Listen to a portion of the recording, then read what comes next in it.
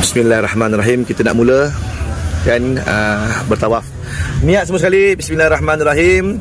Sahaja aku melakukan tawaf umrah 7 pusingan kerana Allah Ta'ala. Ya, sahaja aku melakukan tawaf umrah 7 pusingan kerana Allah Ta'ala. Mana lampu hijau dah? Ini dah kan? Mula ya. Bismillah, Allahu Akbar. Bismillah, Allahu Akbar. Bismillah, Allahu Akbar. Walillahil hamd. Lampu hijau je mati tuan-tuan, tak apa. Bismillahirrahmanirrahim.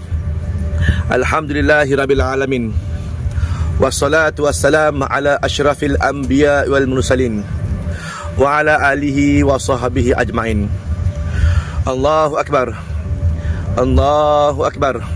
Allahu Akbar. Subhanallah walhamdulillah wa la ilaha illallah wallahu akbar wa la hawla wa la quwata illa billah.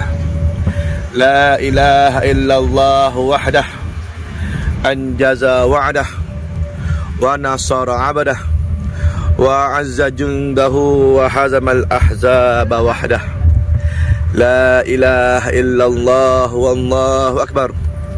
Allahu Akbar walillahil hamd.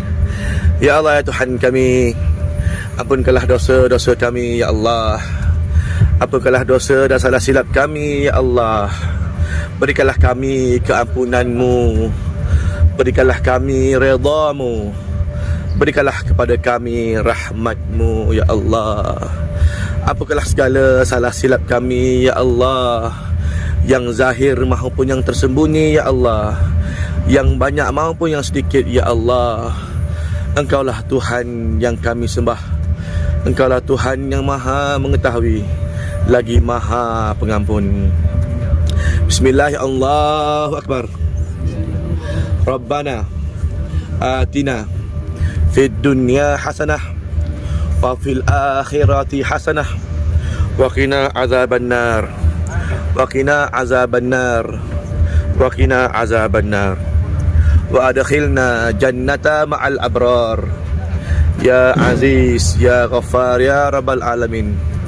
Rabbana atina fid dunya hasanah wa fil akhirati hasanah wa qina azaban nar.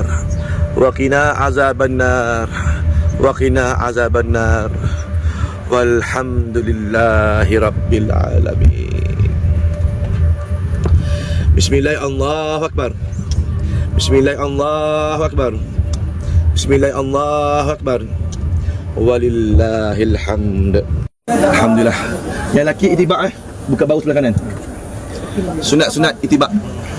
Yang laki sunat itibak buka bahu sebelah kanan.